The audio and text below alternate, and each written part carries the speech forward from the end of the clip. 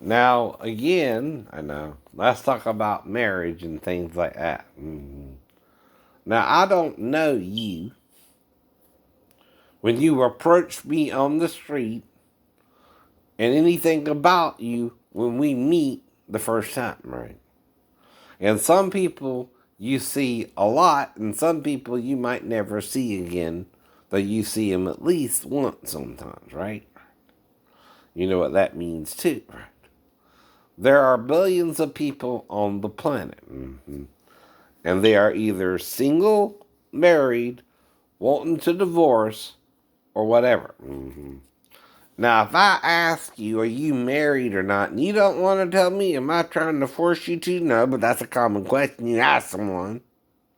It's not a crime. No. Either. Right? Why do I ask such questions? In case I'm interested in you. If you're a female, though, not a male, those are common questions you ask somebody in a normal environment where you're going out to a restaurant or something and you find someone attractive or not. And that's all you can do is ask questions. It's not a crime to do that.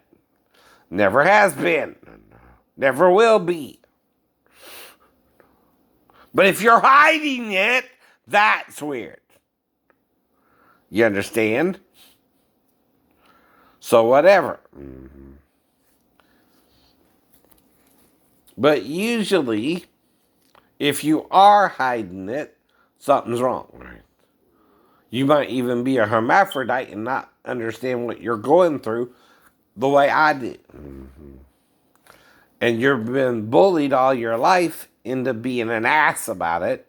And you're still an ass like the bullies made you. And no one can do nothing about that. Whatever your problem is. Now, when you know it all, but you don't act vain about it, you're not a know-it-all. You've learned it all. In other words, you've learned all you can learn. Right? There's a difference in that too. You're able to make educated decisions. Then the ignorant who play the bully still can't make. They still don't understand, and you cannot make them understand more than they're willing to understand in their whole lifetime. Right? That ain't your job, or you're playing God to them. Right? Now, it is your job, though, to tell people what you do understand and hope they'll understand the same as you. Everybody does that too, right? Right. That's not a crime either. But what you can't do, okay, is write my new girlfriend and try to break us up, acting like, we didn't have sex or something when we did. That the girl couldn't have gotten pregnant by me, and you might not have even caused her to abort my son or my daughter, right? But not because of me, but because of your confusion and writing her things I would never say to my girlfriend. In a way, I can't even prove to her it wasn't me, right? Unless she remembers I'm sending her handwritten letters first, and then suddenly the typed letters started coming after it got to my shit, probably. If you're being honest here, and I kept writing you only handwritten letters, one of them could be from someone else, and one of them could be from me as well, whether you believe it or not. Exactly.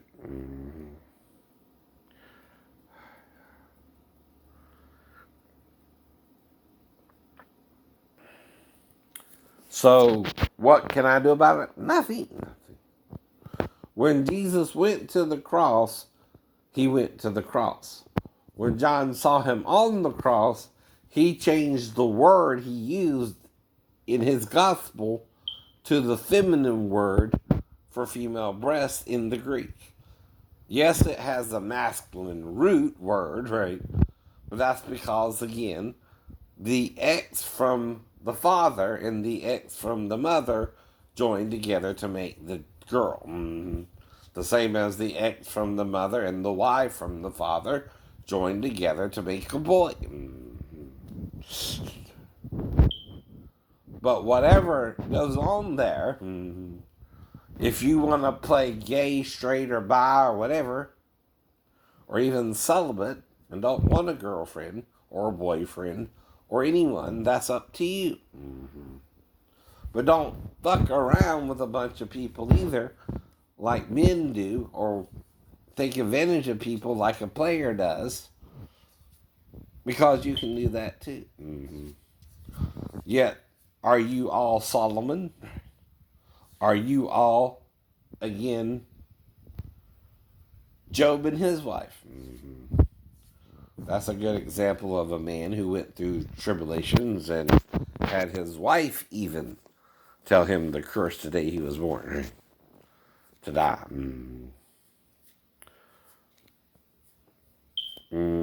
But she did, in the end,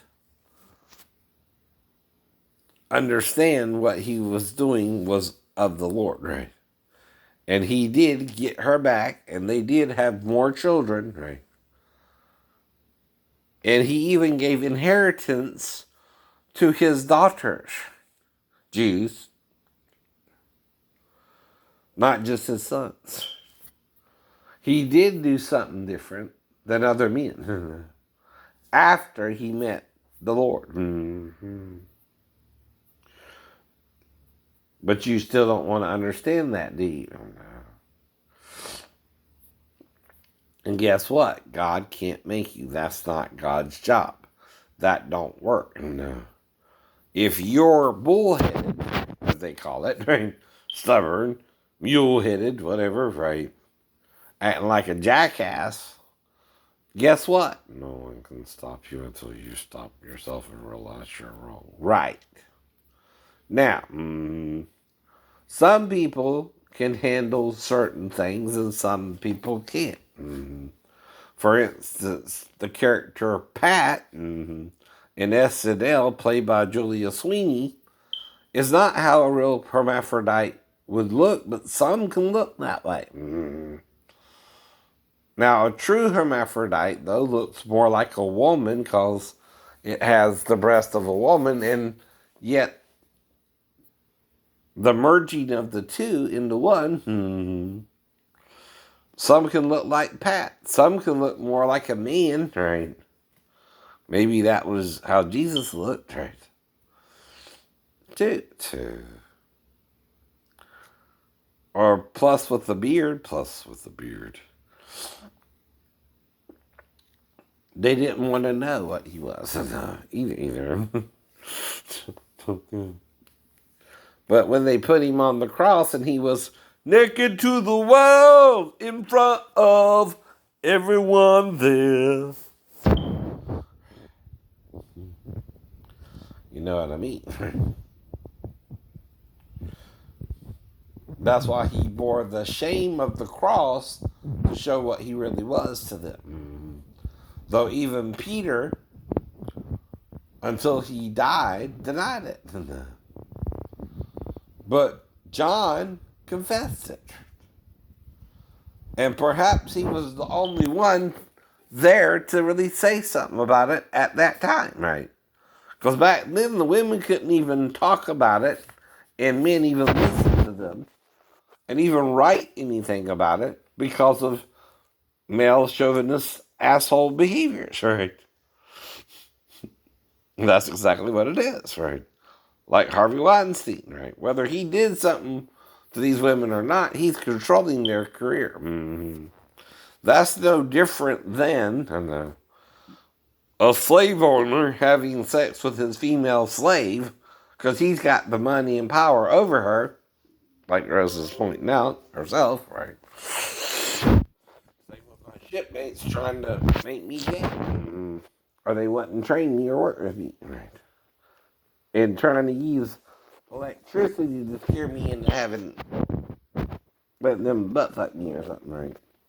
Which that's what they were really after, to prove you were gay, to prove I was gay. Whether they were doing something wrong or not, I don't know. I didn't get into all that. Just like when Christian Fellowship Church tried to introduce to me masturbating with another male, I didn't get into that.